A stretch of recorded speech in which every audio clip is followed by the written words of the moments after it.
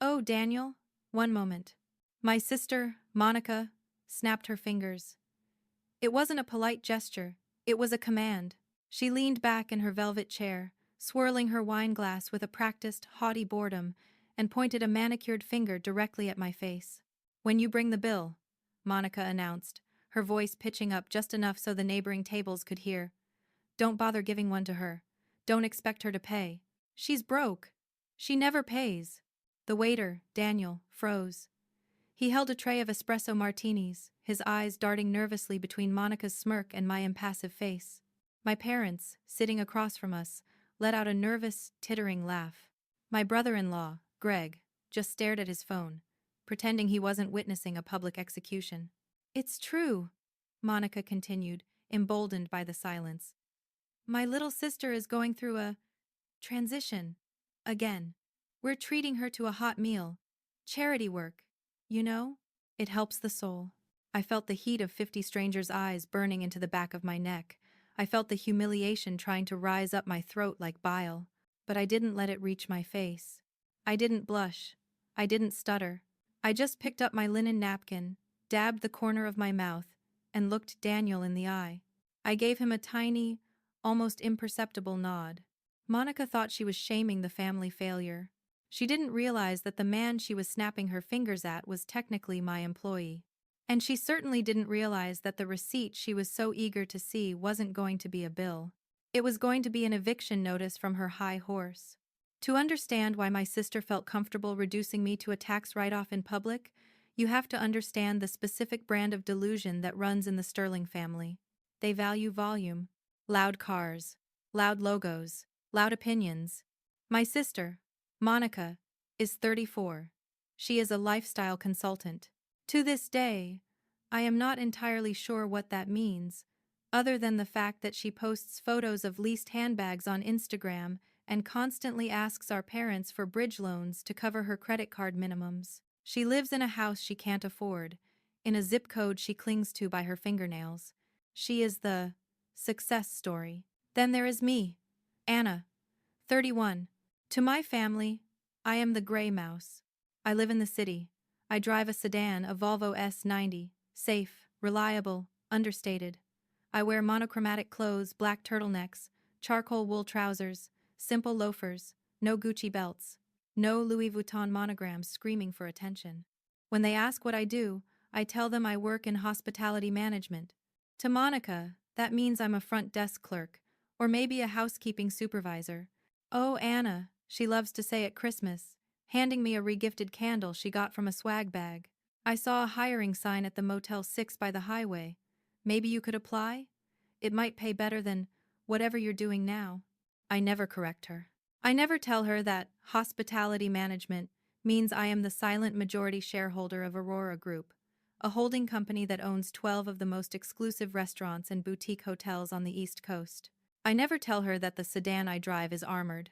I never tell her that the simple black sweater I'm wearing is 100% cashmere from the row and costs more than her wedding dress.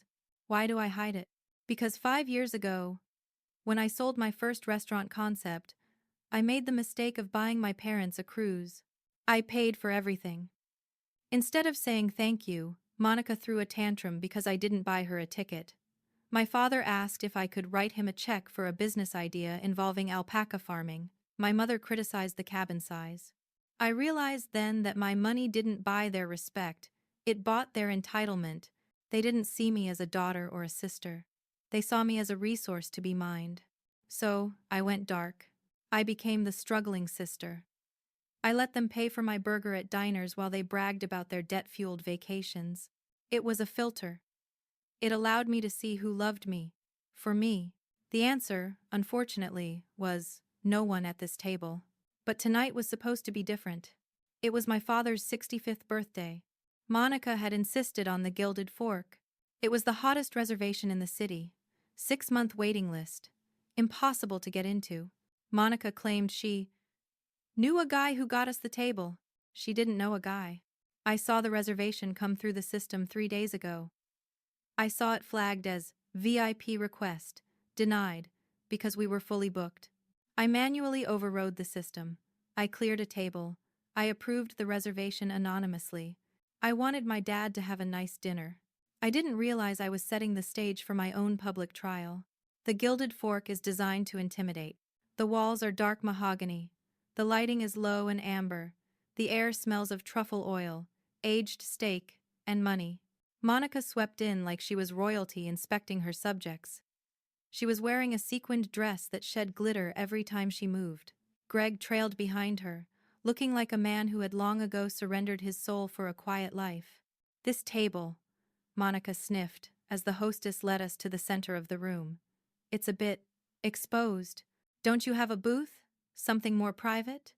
We are celebrating a very important birthday. The hostess, a young woman named Sarah who I had hired personally, looked at me. I gave a tiny shake of my head. I'm afraid this is the only table available, ma'am. Fine. Monica huffed, throwing her coat onto the chair.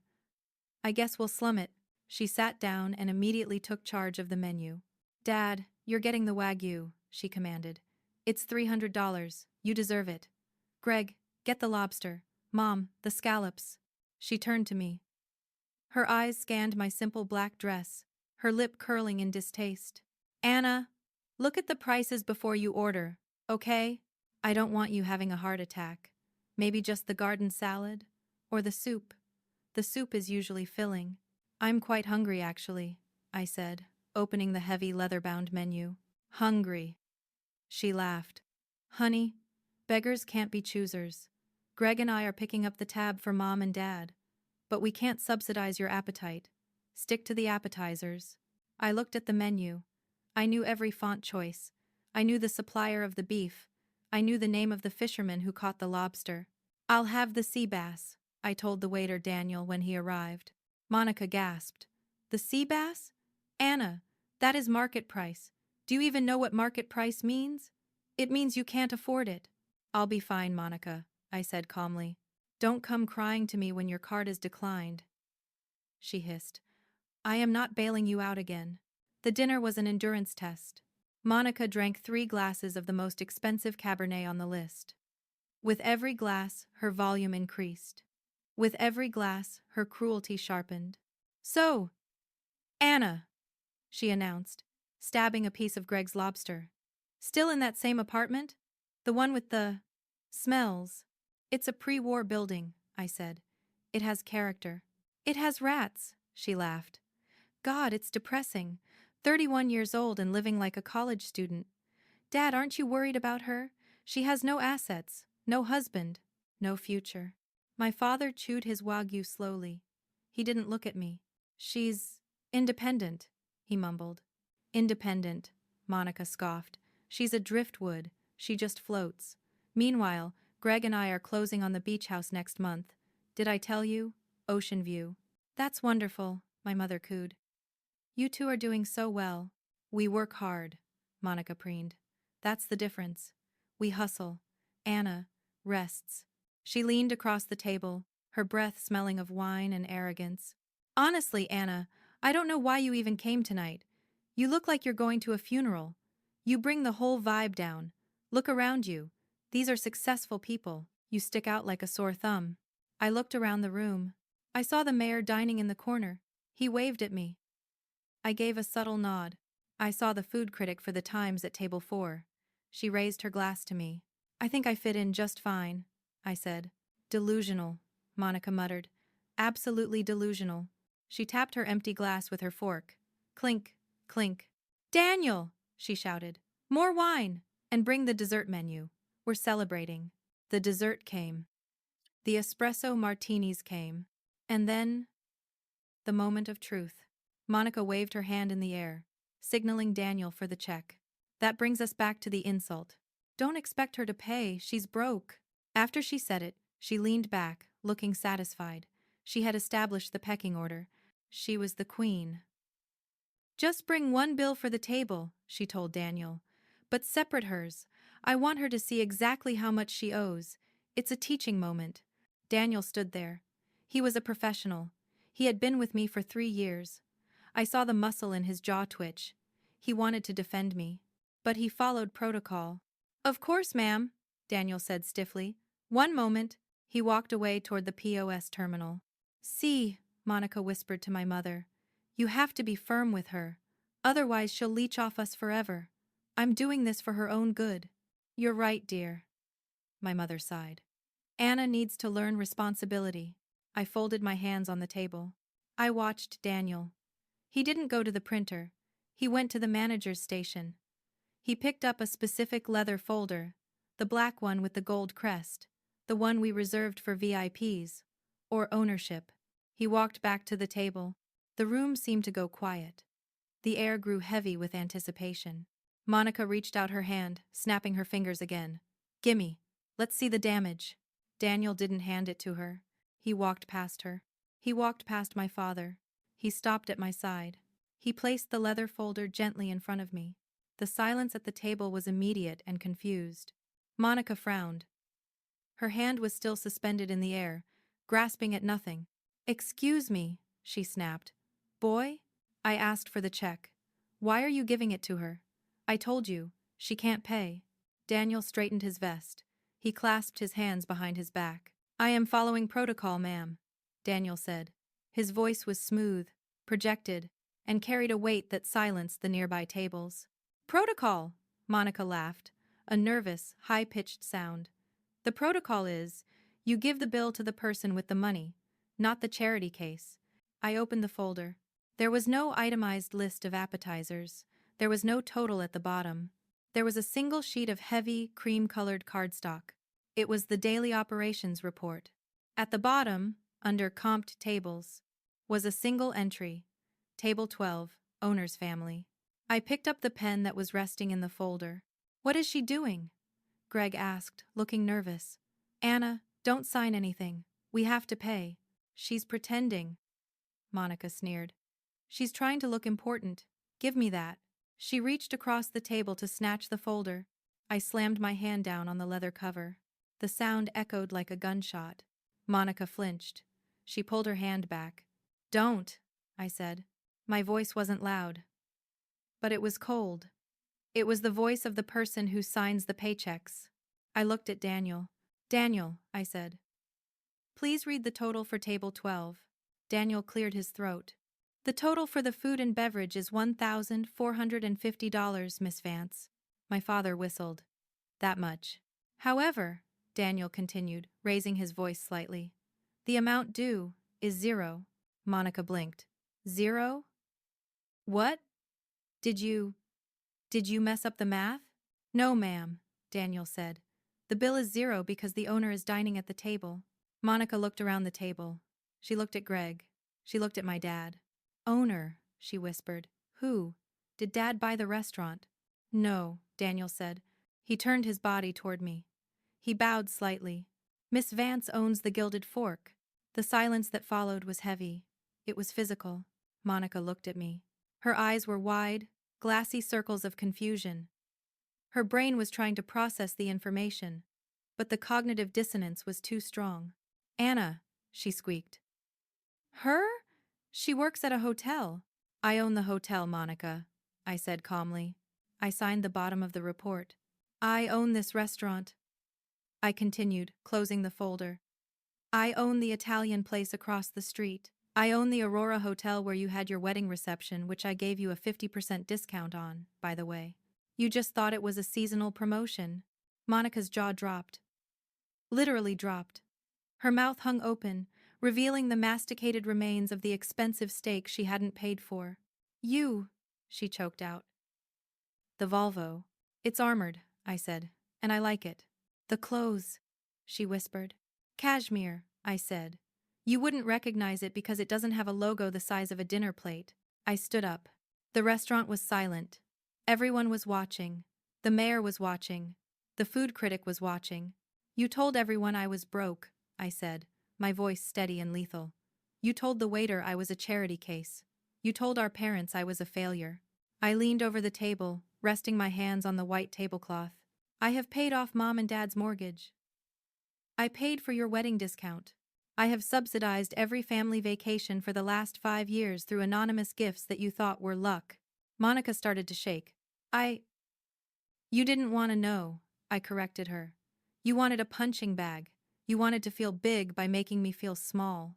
I looked at the empty wine bottles, the half-eaten food. Well, Monica, I hope you enjoyed the meal. It was the most expensive one you'll ever eat.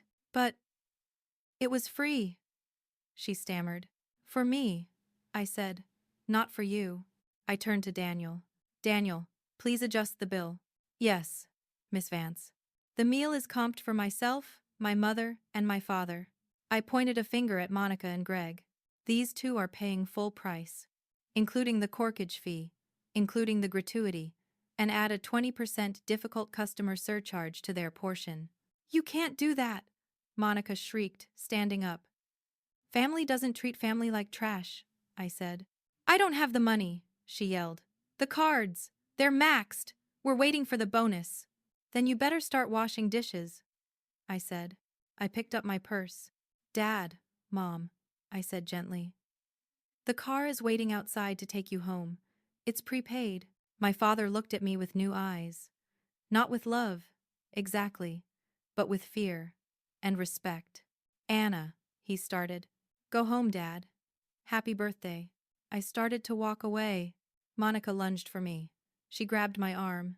Anna, wait, please. We literally cannot pay this. It's over $1,000. I looked at her hand on my silk sleeve. Let go, I said. She released me instantly, as if I burned her. You called me a failure, I said. You said I had no future.